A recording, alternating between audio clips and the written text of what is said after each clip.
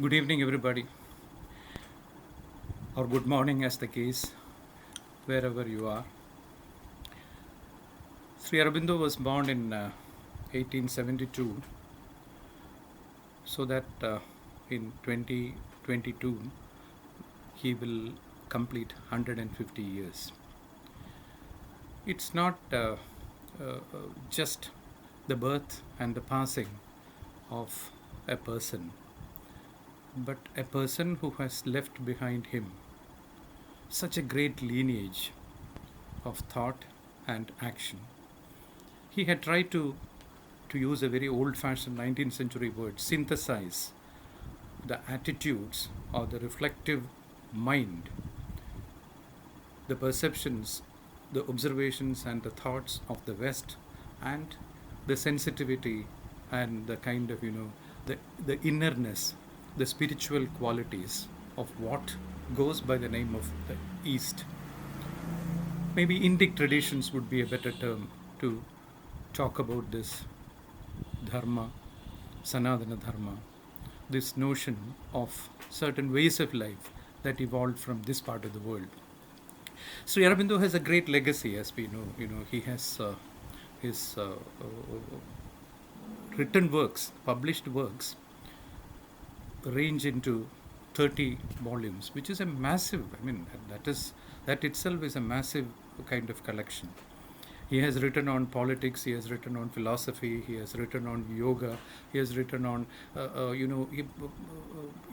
the sociology of life, ideal of human unity, human cycle, innumerable letters on spirituality, metaphysics, philosophy, yoga, poetry, literature, translations. He has done excellent translations and commentaries on certain mandalas of the Rig Veda, of which we will be speaking now.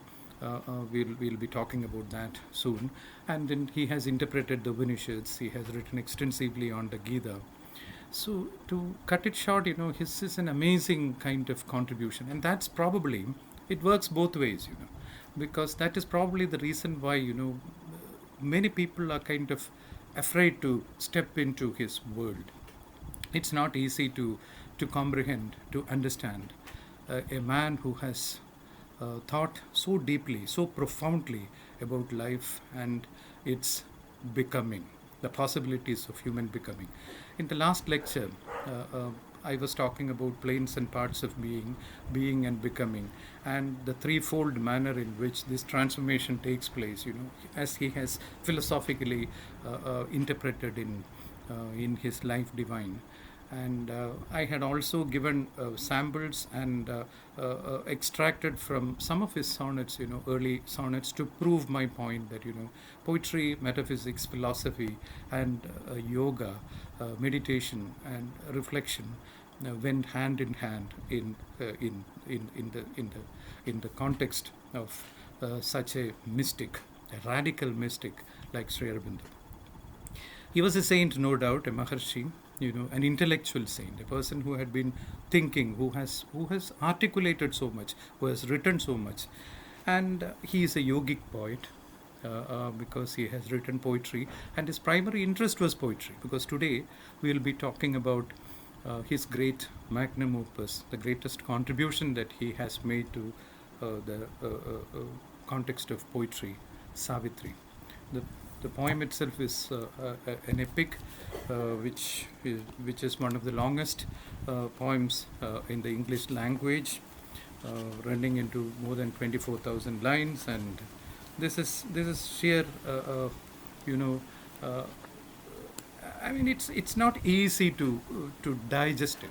You can read it with a certain kind of meditative mind, and that is what is required here. He has spoken about the mantra, and this is mantric. This has this sort of incantatory ability to talk.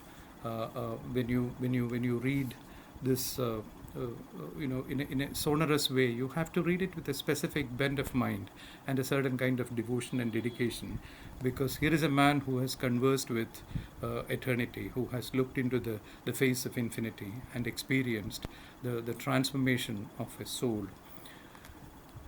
It's not a book to be read and finished and laid aside. You have to go back again and again. It's not like any other epic. You read the story and you just leave it like that.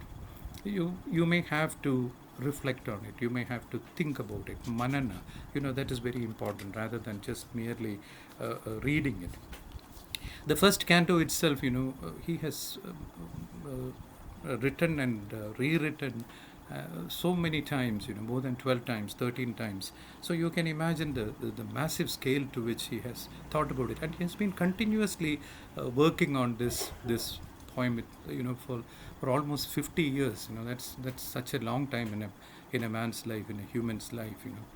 And beginning quite early, he went on redrafting it, rewriting it, talking about different yogic states of mind, different experiences. Those of us who are familiar with the text, we are fortunate that we are familiar with the text, because those of us who have read it and reread it and read it with an inner eye, srotas, or inner ear, srotasya srotram. If you listen, if you let the word vibrate in the inner realms of your mind, will certainly find it valuable. For why has he rewritten it? Because as he climbed, as he ascended different levels of experience, he wrote from those planes as well. That doesn't mean that he transformed the whole thing, but he looked at it in different scales. It's a book. It's an epic. It's a long poem, which is the longest in English language, as I just mentioned, which can be read and written and interpreted. Many scholars, very profound scholars who have read it, who have interpreted it, who have written extensively, given discourses on this poem, have on this epic. They have looked at the different aspects of this epic. That doesn't mean that this is exhausted. It is inexhaustible. It's like a gold mine. You can open at any canto. You can look at any book and still start interpreting things differently. It's a poem which Sri Aurobindo has subtitled "A Legend and a Symbol." So the legend is already there in the Mahabharata, and everybody knows the story of love and death. And love and death is a theme which he goes back again and again to. More than that, this is a poem which, in the second part of the subtitle, he talks about symbol. So there is a symbolic kind of dimension to the whole poem, and that symbol is reverberatory. It is incantatory. It has several dimensions and levels. So we cannot exhaust it. It is inexhaustible, and that inexhaustibility, that profundity and inexhaustibility, is something which actually makes this poem quite relevant to our times. These are times when we hardly read anything, because reading has given way to the visual. The auditory has almost, we have forgotten our library. We are laid aside our verbal world, but we have moved into the visual. The technology has taken over, and there are so many other issues.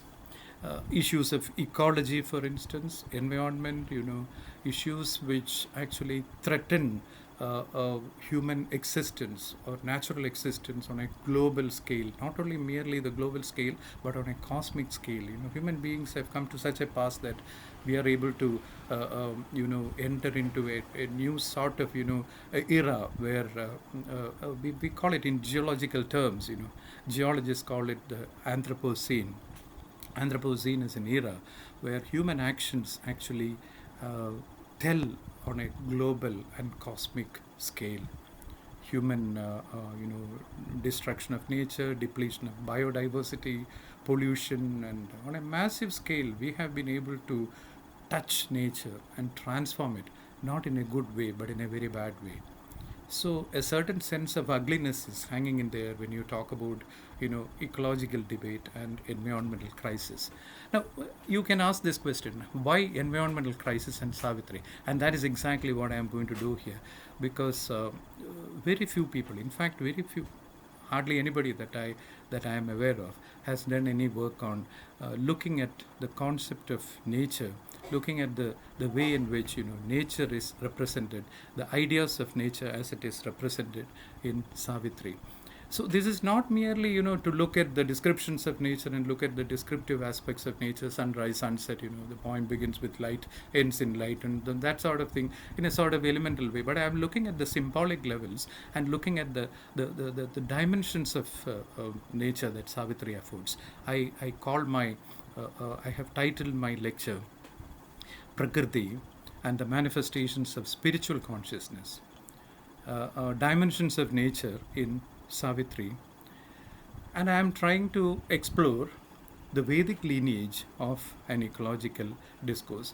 The Vedic lineage of an ecological discourse means, I'm looking at how Vedas and Upanishads have been brought into Savitri, how the discourses which have already been done in the Vedic texts, which have certainly influenced Sri Aurobindo's thinking. In fact, he accepts that the Vedic interpretation, Veda's interpretation, is the basis of his sort of thinking. So I am just trying to look at the Vedic connections and the connections of ecological discourse in Savitri.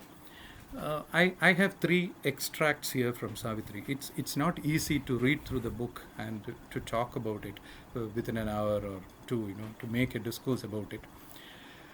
But I've just given 3 extracts here to begin with. This is from, the first one is from Canto 1, lines 155 to 158.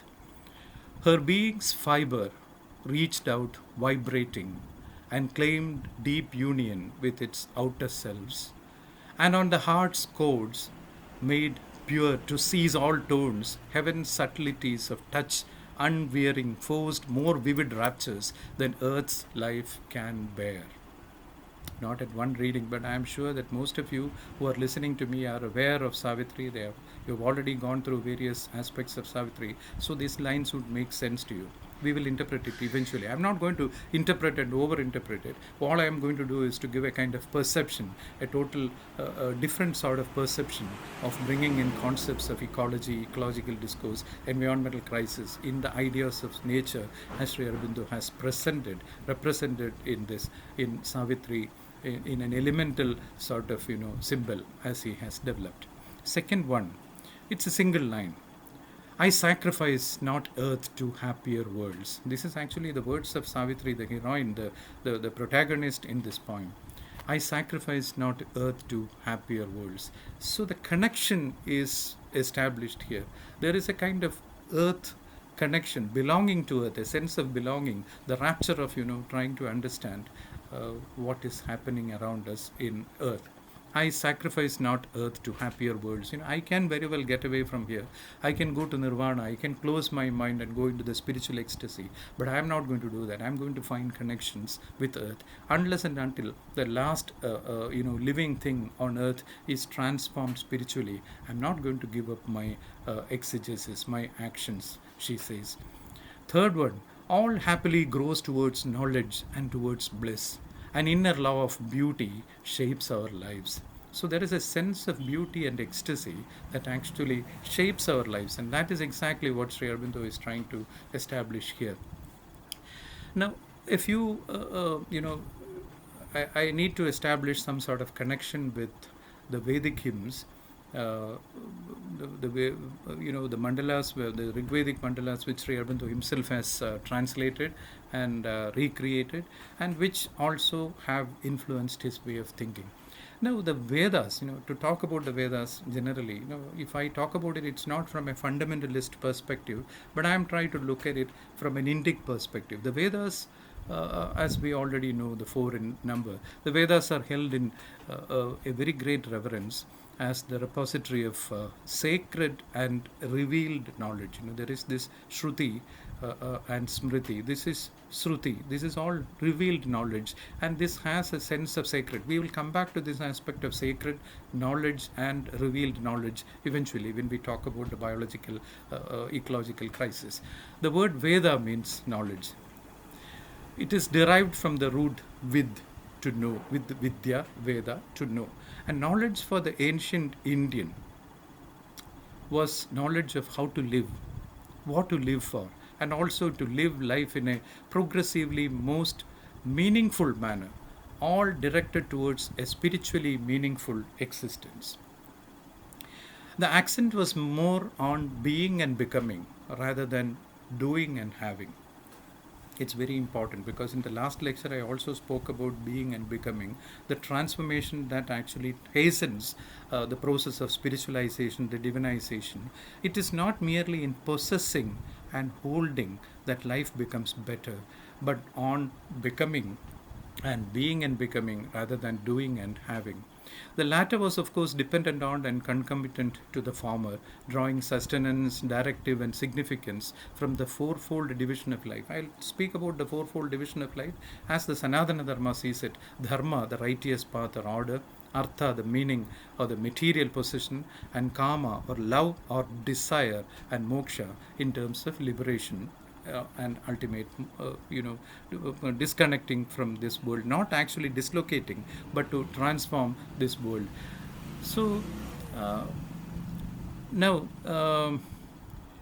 if we read the Vedas, we depending on the perception that we are able to bring to bear on them, depending on how we approach them, they can guide us in how to be better in our lives, good living. They can manage our lives.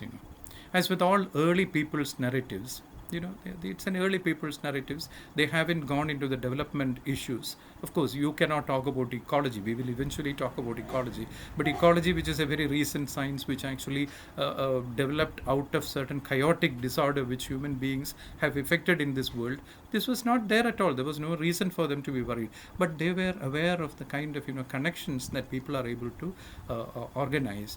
The Vedas actually tell us how to live better, and they belong to the early people's narratives. They too provide a twofold significance of life, in terms of the exoteric or the outer, and the esoteric or the inner, the secretive.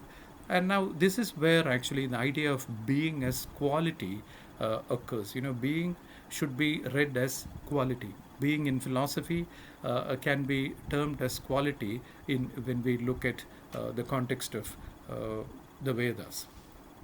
Nature, as it is described in Sanskrit, the word nature as it occurs in Sanskrit, of course, is prakriti, which could be interpreted in two ways as the nature which covers non-human nature, as we see the outer nature comprising of all non-nature beings, or it could be inner essential characteristic of something, the prakriti of something, the characteristic of something. So the outer nature was, of course, a continuation of the inner, because all being, cosmic or atomic, was essentially one. Aham Brahmasmi, says the Upanishads. I am Brahman, I am all pervading.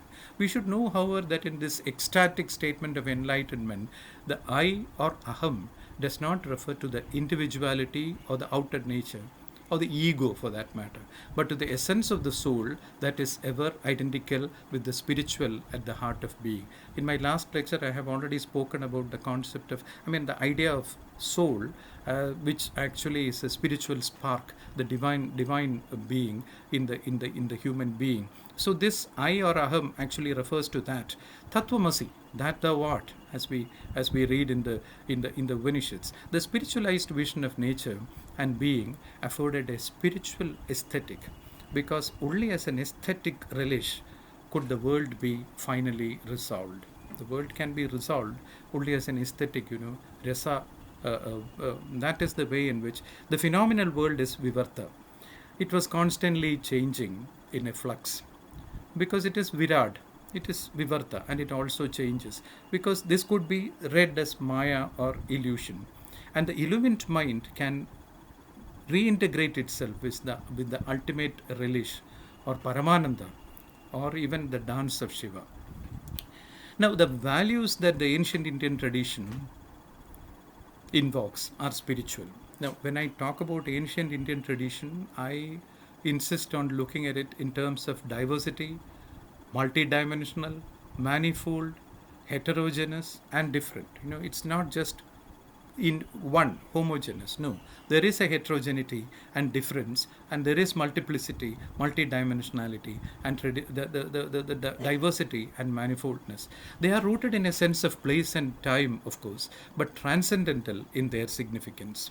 They could be seen as proffering both a bioregional and an ecosystem view of life and living. Now, this bioregional is something which is rooted in the biology of a particular region.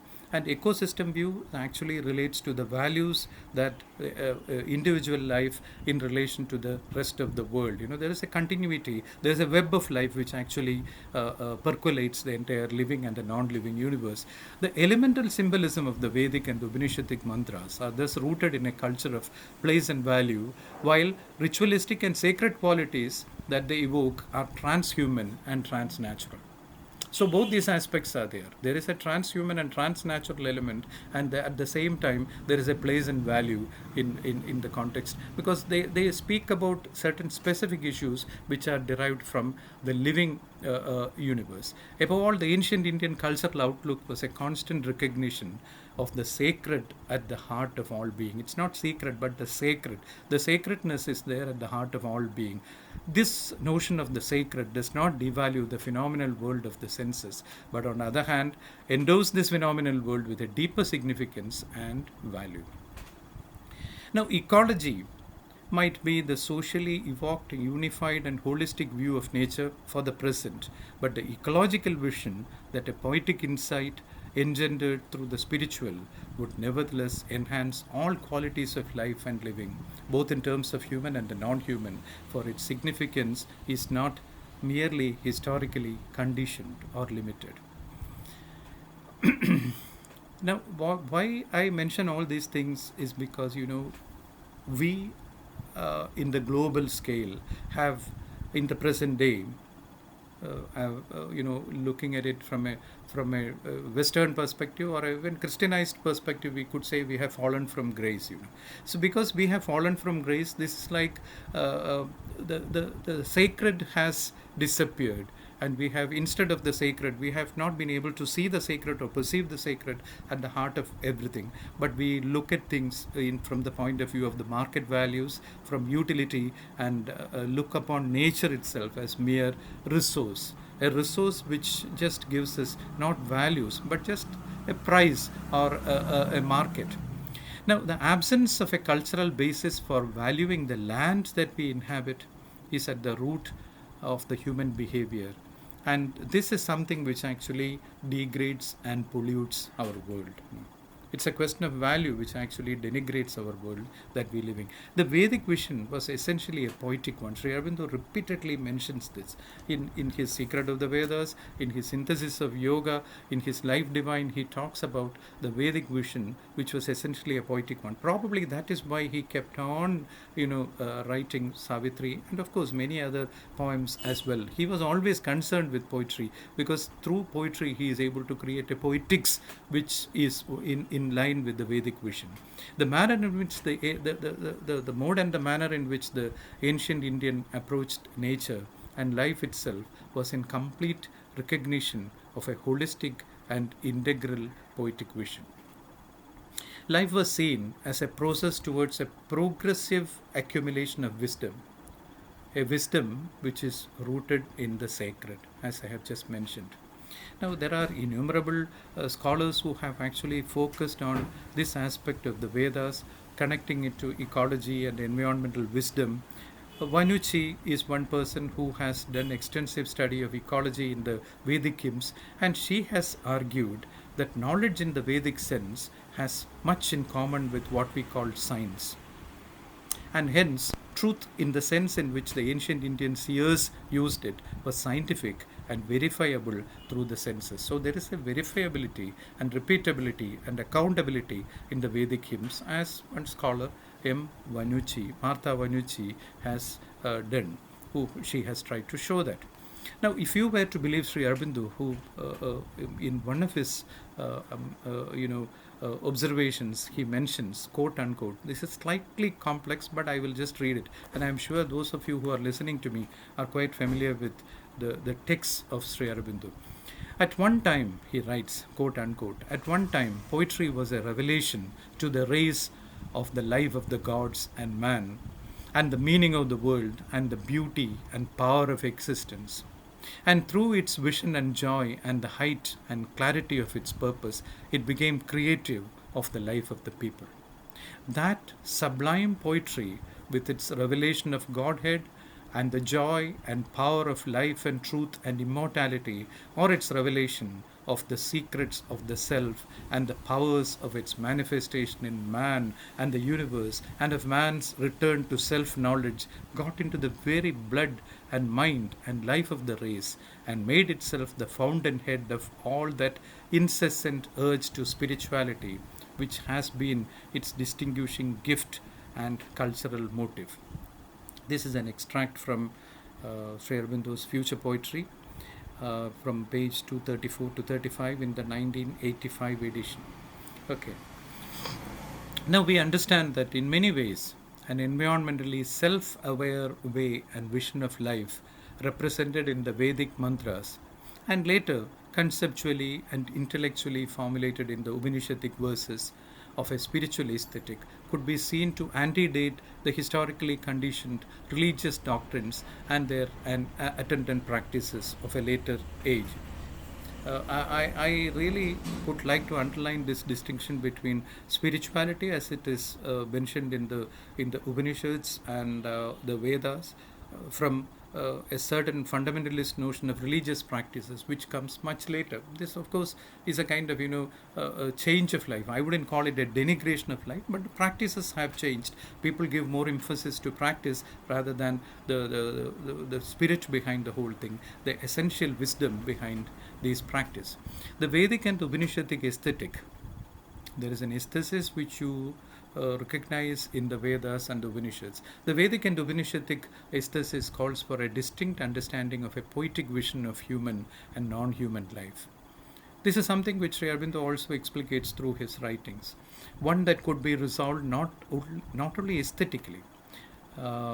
Eventually, however, as Hindu system of beliefs evolved, a fourfold categorization of life came to be formulated, as I just mentioned earlier, in terms of dharma, the righteous path or order. Now, dharma is Sanatana Dharma, which actually talks about the righteous path or order, and artha, which is meaning, it is material possession, and kama, which is love and desire, and moksha, the liberation or release.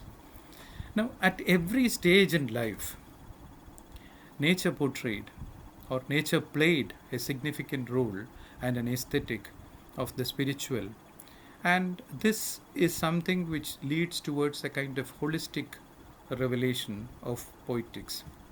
Nature occurs as a kind of metaphor, as a meaning that would form the other self of nature. There are several levels, Ekam sat vipra bahudha vadanti, says the Rig Veda. The sages express it differently. The truth, of course, is one. We have different ways. So, in many ways, the concern of Vedic poetry is practical, namely the actual realization of one's own person. It's not merely talking about this and that. It refers to nature and the transformation of nature, of an inner vision of a person, or what it means to be fully human. If you go to the Vedic vision and later intellectual interpretation of the Upanishads, they talk about what it means to be real, complete human being. So the Vedic imagery is symbolic. Sri Aurobindo has reinterpreted it, and he has been repeatedly talking about the symbolic order of the Vedas. It speaks of light and darkness, and the human journey through mysterious darkness to light. Now, nevertheless, there is this progress from darkness to light, but the ancient Indians also have seen darkness at the heart of light. It's very, very important. It's not merely to lead from darkness to light, but then in one of the texts of one of the mantras of the Upanishads, you can read that Hiranmayena patrena satyasyapi hidam mukam tattvam pushan abhavrano satyadharmaya dirshite.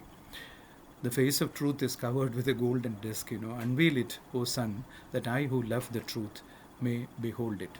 So when there is too much effulgence, too much truth, you do not go beyond that. It's not merely the light itself is not the end of the world. One percolates, one sees the darkness in light. There is a yogic experience. There are yogic levels of yogic experience in Savitri. Ashubhati's yoga is there, which is of a kind of distensive, very graphic sort of yoga, and Savitri's, which is very very intense sort of inner yoga. So there are two levels of yoga which Sri Aurobindo has explicated here, which actually talk about breaking from darkness to light and going beyond light into another light. Now, having mentioned the Vedas, if you look at the Upanishads which actually follow the Vedas in many aspects are, on the other hand, cryptic intellectual utterances in a much more evolved poetic mode. Their language is much more cryptic and more intellectual, and they follow the Vedic insights too.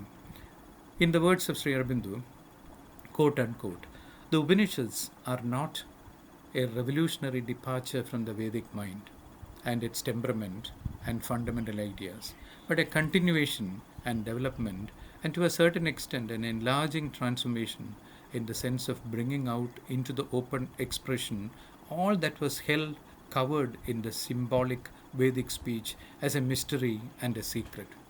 So there is a tremendous intellectual interpretation of the Vedic hymns in the Upanishads. It says it begins by taking up the imagery and the ritual symbols of the Veda and the Brahmanas and turning them in such a way as to bring out an inner and mystic sense which will serve as a sort of a psychical starting point for its own more highly evolved and more purely spiritual philosophy. So there is this is a quote from Sri Aurobindo which actually shows the lineage, the intellectual lineage and the interpretative strategy of the Upanishads and the continuity of the Vedic heritage.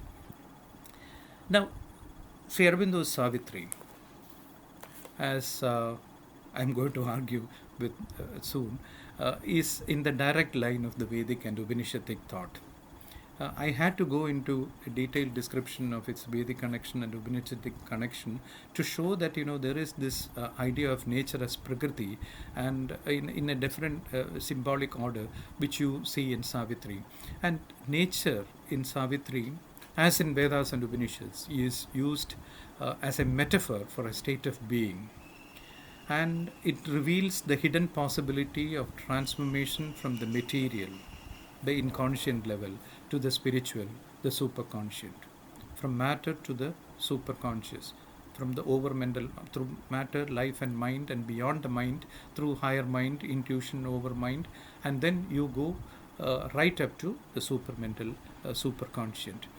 Savitri is the symbolic dawn that revels in its own secret and sacred self. Although it is secret, there is a sacred self.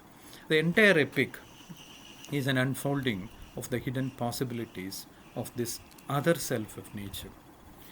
Now, Indian narratives linking place and humans are diverse and heterogeneous.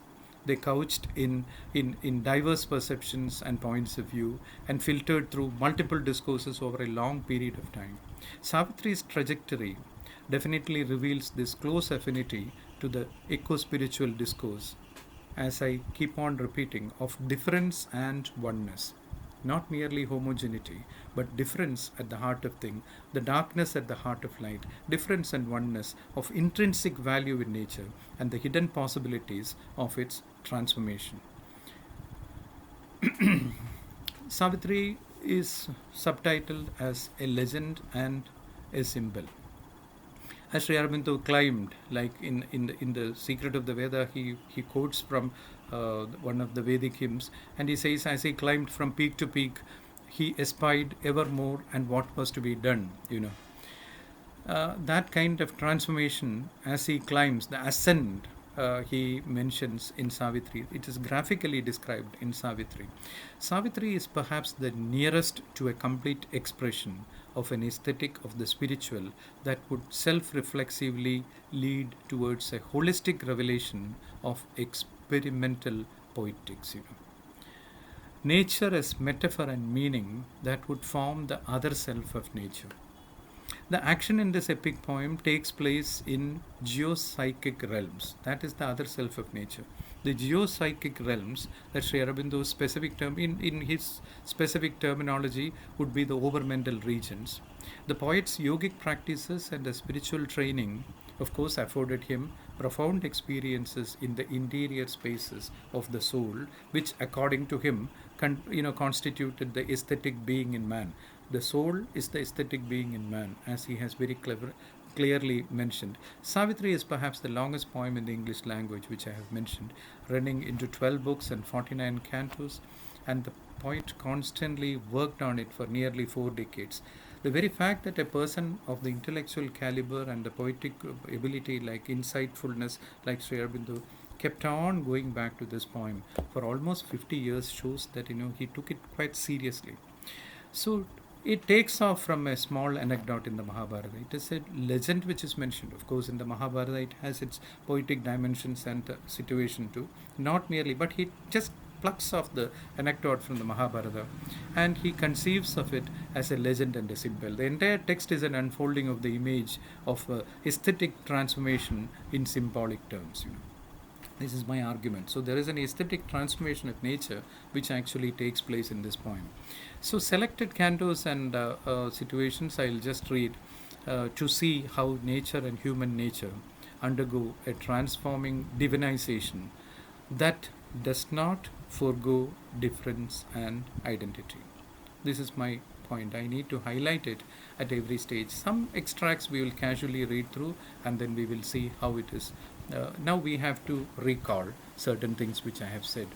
Sri Aurobindo's vision is essentially a poetic one, very much in line with the Vedic seers. And he was always concerned with the poetic experience, both the creative and the critical aspects, because he kept on describing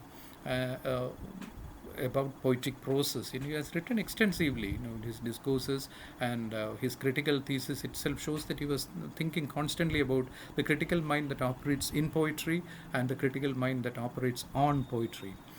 Both the creative and the critical aspects. His writings range from political pamphlets to sociological treatises, which I have just mentioned, exegesis on the Vedas, the Upanishads, and he has also written essays on the Gita to the systematic treatises on yoga and its various dimensions, from critical thinking on the foundations of Indian culture, which is a massive discourse, and history to philosophical writings on the meaning of spiritual being and the poetics of spiritual transformation.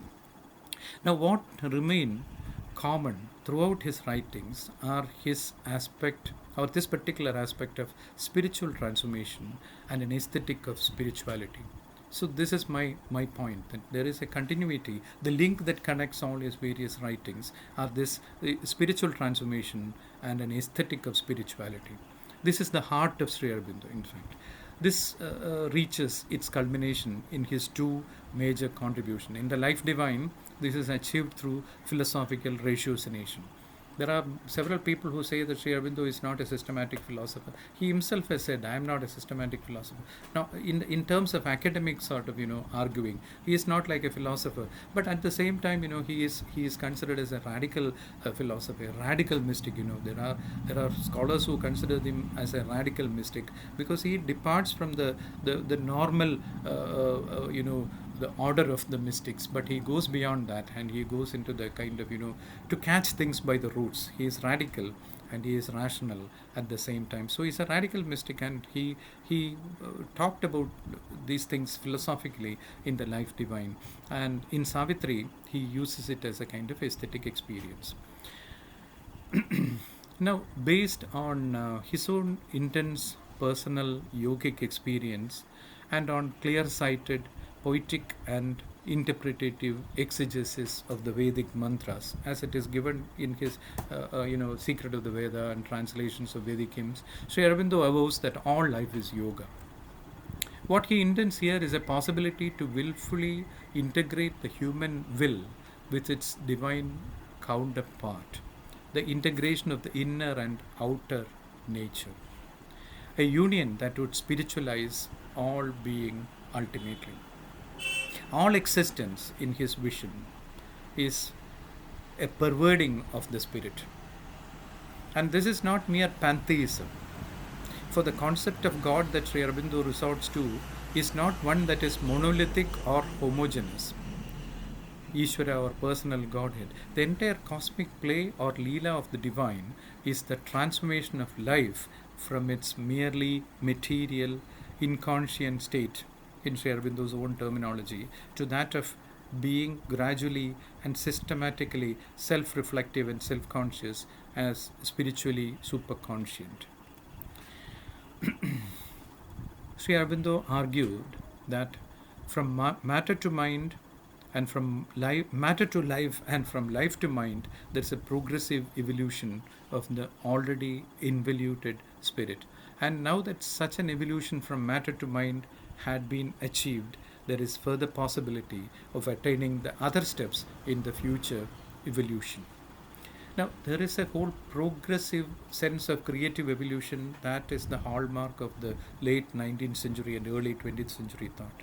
Sri Aurobindo continues that in the kind of creative elan vital, the notion of creatively unfolding and creatively evolving. But he links it the spirit to the spiritual transformation of the Indic thought of Vedas and Upanishads, and integrated it poetically in in his epic Savitri. Sri Aurobindo, on the strength of his spiritual achievement, categorizes these levels of being as higher mind, illumined mind, intuition, and overmind. These are stages to be reached before achieving the complete divinization of all being, matter inclusive, in the supramental transformation.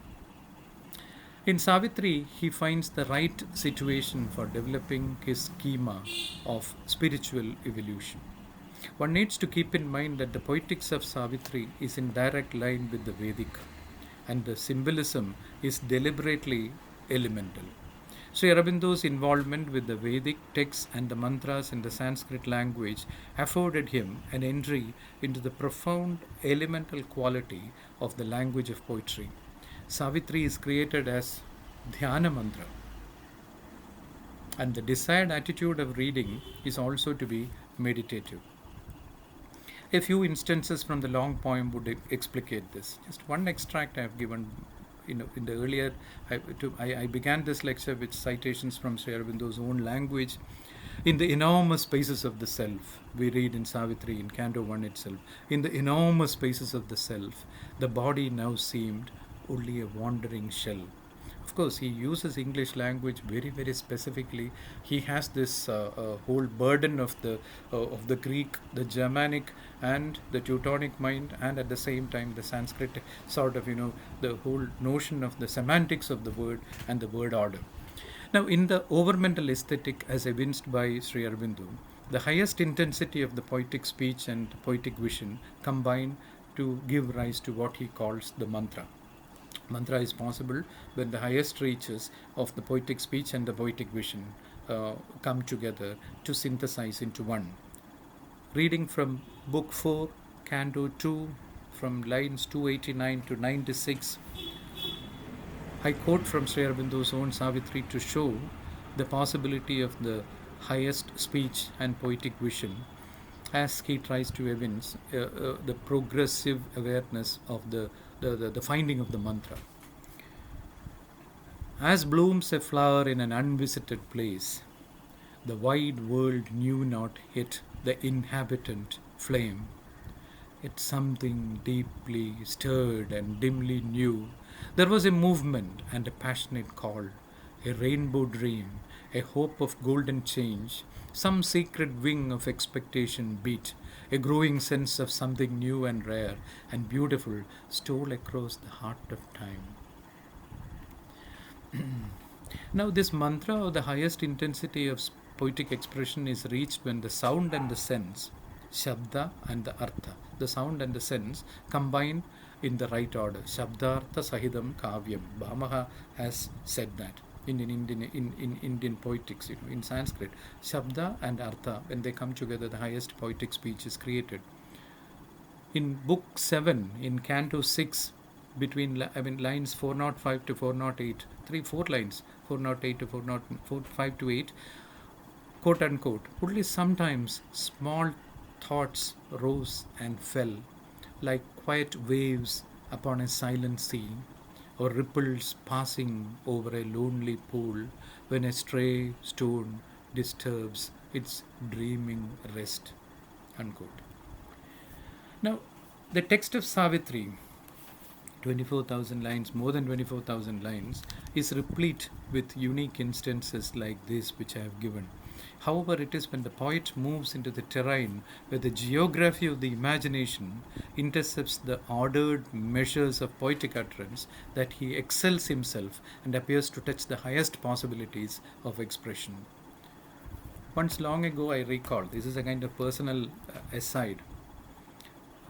One of my professors, in the sense, not a professor who taught me directly, but who was my examiner for my PhD dissertation, Professor C.D. Narasimhaya asked me, Murali, can you cite some lines from Savitri which actually reverberate in the mind, which actually are able to evoke the idea of dhyana mantra? So I remember, citing this, where this is the situation where Satyavan, Death and Savitri, the trio, are moving into the realms of the beyond. As you know, entire poem revolves around the notion of love and death, and then bringing back the dead Satyavan. There are symbolic dimensions. We will just look at the briefly at the symbolic levels eventually. But right now, I am just trying to cite this possibility of the silence, which he talks about, the mantra that he is able to evoke through silence. This progressive, the process of death, Satyavan, Death and Savitri move into the realms of the beyond, quote unquote, in book 9, canto 1, lines 211 to 219, quote unquote, luminous, he moved away. Behind him, death went slowly with his noiseless tread, as seen in dream built fields of shadowy herdsman glides behind some wanderer from his voiceless herds. And Savitri moved behind eternal death. Her mortal pace was equalled with the gods. Wordless she travelled in her lover's steps, planting her human feet where his had trod into the perilous silences beyond. Now,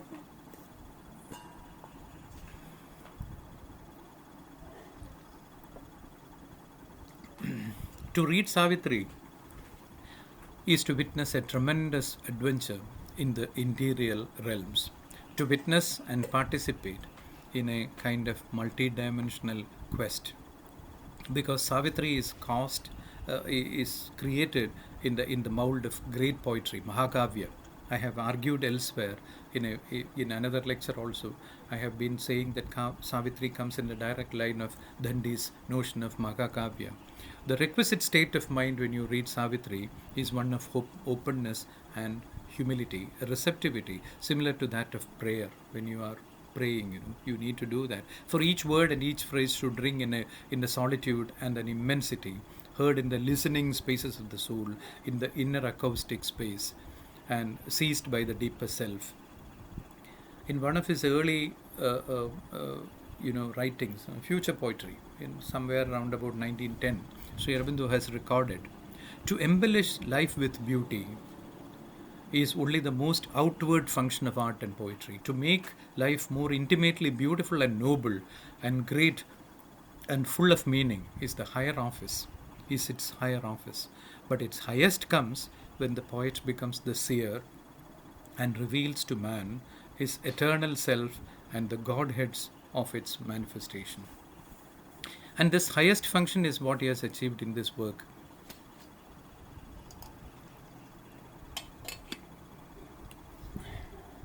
He was convinced that, to quote unquote, our souls can visit in great lonely hours still regions of imperishable light.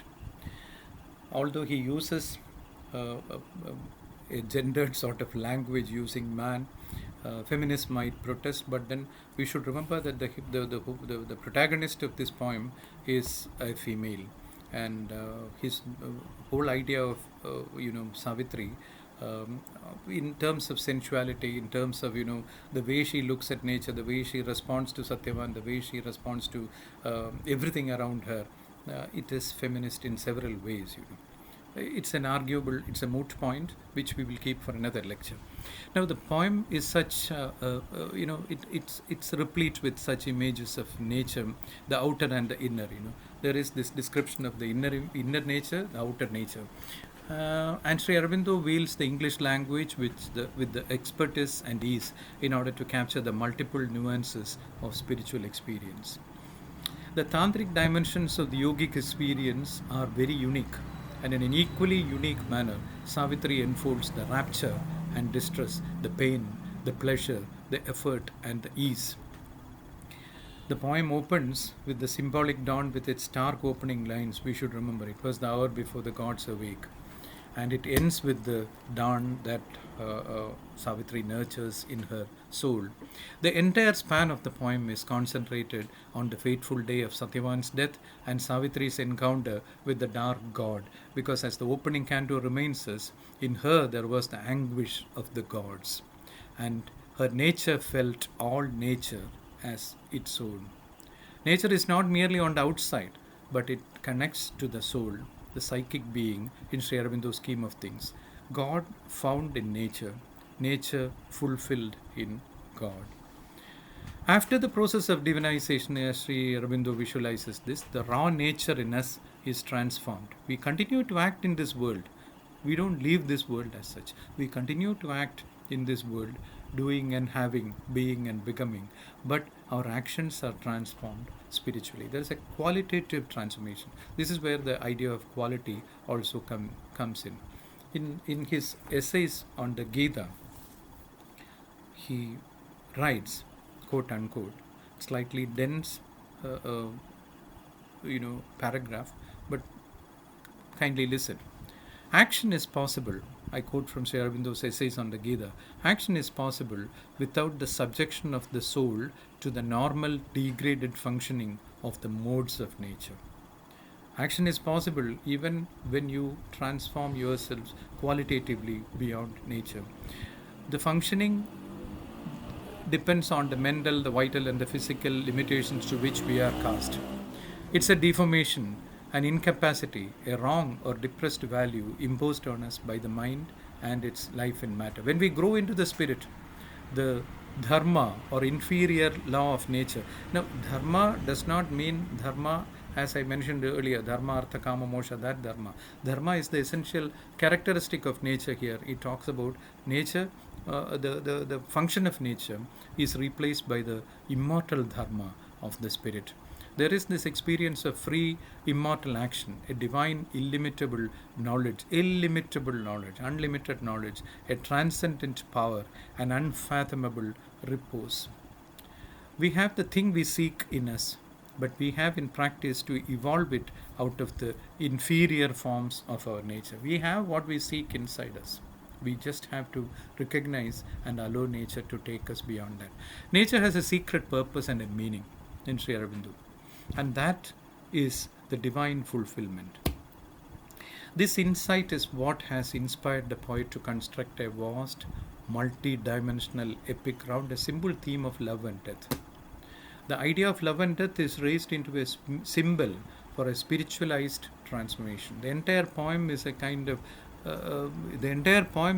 study in human and non-human nature. The action takes place in the interior dimensions of being. There are two major yogic journeys in this immense epic, that of Ashupati's and later of Savitri. There are two yogas.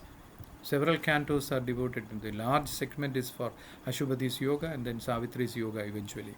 Sri Aurobindo has transformed the minor narrative in the Mahabharata into an epic of a spiritual and symbolic significance. And that is his whole project.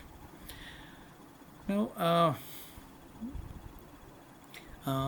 I don't think we need to go deeper into the symbolic levels, because most of you are, you are taught, you are trained in looking at the several dimensions, but I'll just touch upon this in one or two sentences and move into my closing arguments. The tale of Satyavan Savitri is simple enough. The King Ashupati has a daughter Savitri who falls in love with Satyavan, the son of a dispossessed and blind king Dumatsena. It is foretold that Satyavan has to die within a year of their marriage. Savitri is undaunted when they are married. When Satyavan dies at the destined time, Savitri awaits the Lord of Death to come and possess his soul. She follows the soul into the nether realms, just like Dante in Divine Comedy. Despite her repeated requests, Yama, the Lord of Death, is unrelenting in granting her the life of Satyavan. Nevertheless, she persists and is finally able to overcome death with her perseverance and single minded commitment. One is reminded of Kathopanishad, where Nachiketas goes down to counter Yama and ask questions, pestering, not pestering, but repeatedly going after with a kind of perseverance, clinging on to the truth. Nevertheless, she persists and is finally able to overcome death with her perseverance and single-minded commitment. Satyavan is finally reunited with Savitri in an eternal happiness. Now, in the dimension of the symbol, the two kings, Ashubadi and Dumatsena, represent power and knowledge. This is very significant in the present day world. Order and civilization and culture depends on the way in which we are wielding power. Power is the structure around everything is structured around notions of power.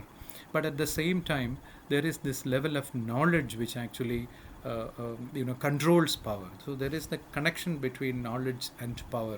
So there are these two people, Ashupati and Dumatsena, who are presented in the symbolic order of power and knowledge. Knowledge needs to reflect on its own self, and power requires willful insight so as to be just and non-oppressive. Power is always on the oppressor's. If it falls into the oppressor's hands, there is a structure of ominous oppression and degradation, control and colonization, expansion, the whole discourse of oppression and creation of violence. All those things are there in this notion of power. So it requires to be integrated with a kind of a divine wisdom. And Savitri herself is the embodiment of the goddess of that name, the harbinger of the great transformation. Dumatsena, the lord of the shining horse, the king of knowledge here, is the lower hemisphere, Aparardha, as opposed to the higher Parardha, and the father of Satyavan. And the father of Satyavan falls blind and loses his kingdom. At the level of symbol, this is knowledge without insight. His son Satyavan symbolizing the growing soul of man, a prince, a king to be, who cannot live without the support of light and truth in the darkness of this creation, therefore, is destined to die within a year. Ashubadi, Savitri's father, is the lord of the horse. Ashwa means horse, of course. And Ashubadi is involved in a certain tapasya, concentrated in a kind of spiritual ascesis, a spiritual effort dedicated to the Divine Mother. And Savitri is herself dedicated to the Divine Mother, because Savitri is the goddess of that name, goddess of supreme truth, calling her to support his spiritualized work on earth. Ashubadi goes and calls upon Savitri to come down and to take up his spiritual work on earth with hers, or to give support with her help. In the event of her not supporting, his work has no significant future, since he has nobody to continue his lineage. He needs her support. Now, Goddess Savitri has promised Ashubadi whatever he wants. Okay, you will not that you will get many sons, but because you will get a daughter, he says. Now, this is the reason why her Savitri, in her human embodiment, becomes a value which is decided by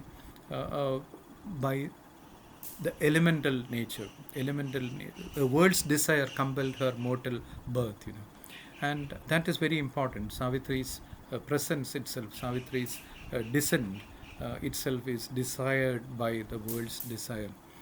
Now, the symbolic potential of this story, love and death, overcoming death in terms of insightful power and insight, wisdom. This story afforded Sri Aurobindo with the format of a spiritual transformation that informs his entire philosophical system that was grounded in the Vedic order, which I have just mentioned. in the beginning. I have been trying to link it to that. Ashubadi undergoes several yogic experiences that transcend the phenomenal world and looks into the heart of being.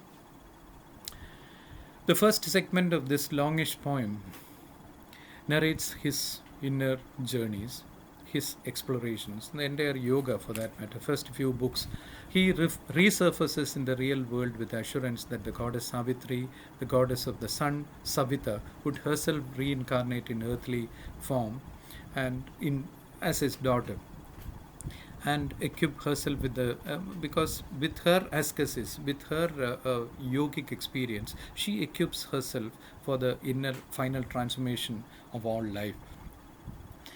She has to undergo the entire gamut of human experience: the joy of love, the pangs of separation, the agony of death, and the ordeal of foreknowledge of death, and the parable of the search for the soul. So that is, she has to live through the entire nature of life, the characteristic of earthly life. All these kind of tensions and paradoxes she has to undergo.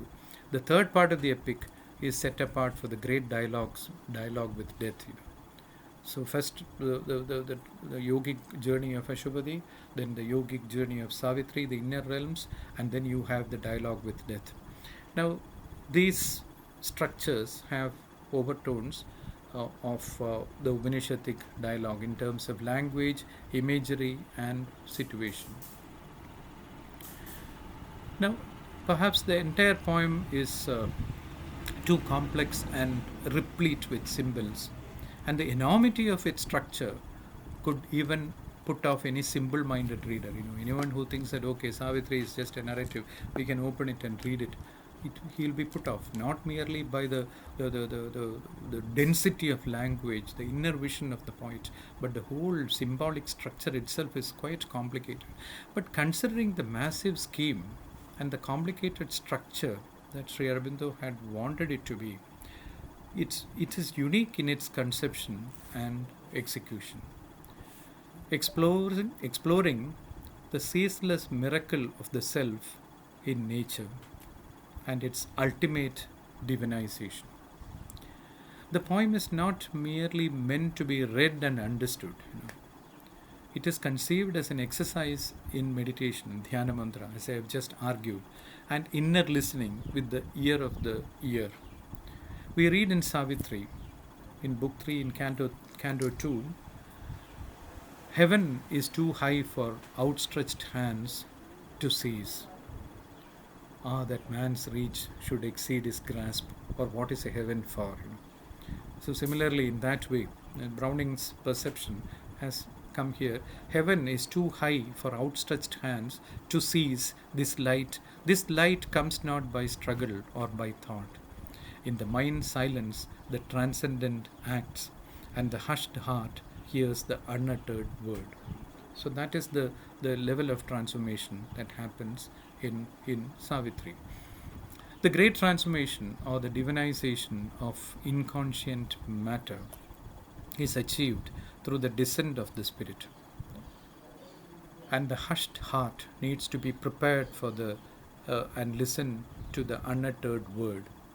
In the Aurobindian scheme of things, nature is not merely matter or a term that describes the natural forms other than the human. He looks upon nature as the foundation for all life forms to generate from.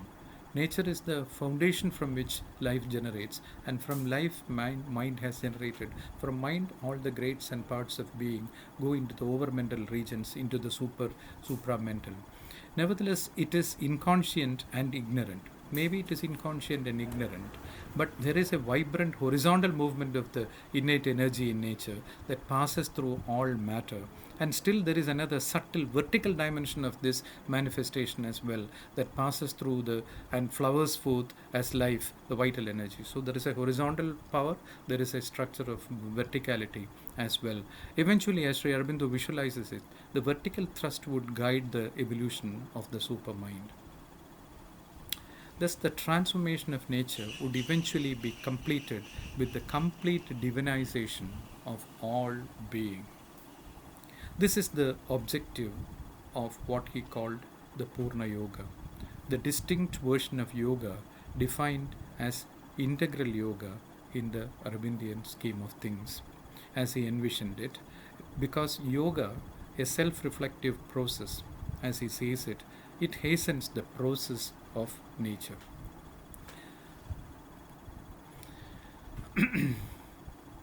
Now, it is the nature of all being to understand the process of evolution, because all evolution is in essence the heightening of the force of consciousness in the manifest being, so that it may be raised into the greater intensity of what is still unmanifest. From matter to life, from life into mind, from mind into the spirit. So, this evolutionary growth into the supramental state is what he visualizes as the process of life divine, divine being and divine living. Thus, to conclude, Sri Aurobindo's aesthetics is quite integral to his spiritual system. It is characteristic of him that his poetry and thought form one coherent whole. They are expressive and expressions of his own unique spiritual experience and realization. For him, human phenomenal earthly existence is real, and he visualizes with godlike intensity the topography of human evolution. The ultimate divinization of human being would hasten a superhuman being, not a superman in the Nietzschean sense, with a sense of power and potential to destroy, but a spiritually evolved superman. The consciousness that is involuted in nature has to vertically ascend through all other grades of being, only to gradually realize the divine gnosis. This is the ultimate purpose of all existence, as Sri Aurobindo envisions it. Now, nature has a great significance in all this ascent, descent, and integration. It is the foundation for this divine transformation. We cannot just dismiss nature and material existence to go into the higher levels of being alone, but we have to recognize the place of nature in Arabindian scheme of things. He wrote later in a letter, in one of his letters, he writes, quote unquote, I used Savitri as a means of ascension. This is something which is familiar to most of us who have read his letters. I began with it on a certain mental level. Each time I could reach a higher level, I rewrote it from that level.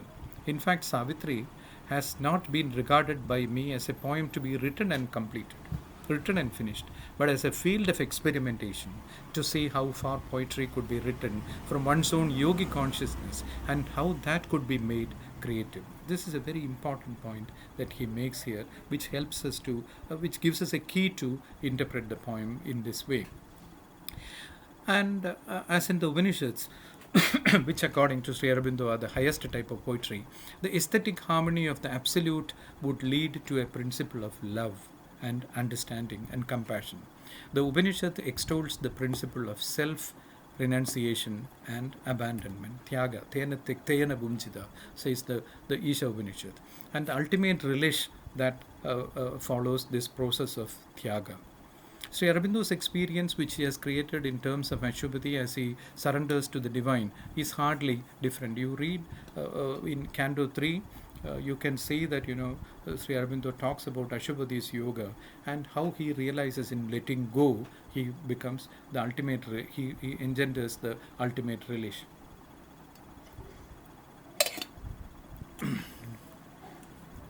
When the little self of being is revealed for what it is and unites with the larger will of the divine, all distinctions and differences are seen for what they are, intrinsically meaningful and spiritually charged. The one in the many and the many in the one is a mystical oceanic experience, and Savitri leads the reader directly into such a liberating aesthetic experience. In the final analysis, this long epic would focus on how nature and human nature undergo a divinizing transformation that does not forgo difference and identity. I need to repeat this point because it does not do away with difference and identity. And this is the spiritual aesthesis that Sri Aurobindo visualized. This holistic sort of transformation of the involuted sphere of all nature is a desire of the earth's ecological self, which I have taken pains to argue over this presentation. The charmed circle that Savitri weaves together is the charm of an ascent, descent, and integration. The wisdom of ecologically sensitive theory, as we have already seen, has been to re-establish vital connections with nature. When once the living relationship has been rediscovered, nature will come to be looked upon less and less as mere resource, and its sacred other self would slowly come to light. We will learn to look upon nature with the same kind of sacredness that the seers have already spoken about. In our collective globalized march of development in the present, we tend to devalue everything because the market capitalism entertains only price and cost, not value, as we have already seen. Value and significance are perhaps a thing of the past and are already under the rubble of the garbage heap discard which we keep on discarding day by day. We are polluting the rest of the world. Perhaps if we were to resuscitate the collective cultural value of a lost time and of a lost people, the marginalized or even misunderstood so far, we could still save this our lonely planet. All our preservation, conservation, biodiversity management, and environmental justice movements would hasten us back to the time when nature could hold forth meaning and value. After all, there is this underlying aesthetic value that holds all life together and makes it collectively meaningful. And a realization of this would mean a step towards the aesthetics of the spiritual. This is very significant because this is not to bring back a lost time, but to understand the wisdom which we have laid aside. The ancient Indian view of life was a constant recognition of the sacred at the heart of being. And as I have argued a little earlier, this notion of the sacred does not devalue the phenomenal world of the senses, but a recognition of this aspect of life, on the other hand, would endow it with deeper significance, quality, and value. The ecological vision that a poetic insight engendered through the spiritual would enhance all qualities of life and living, both in terms of the human as well as the non human. After all, life becomes more meaningful when lived from within, more self consciously, more deliberately, in perfect symphony with spiritual values. And the process of transformation is never exclusive but inclusive.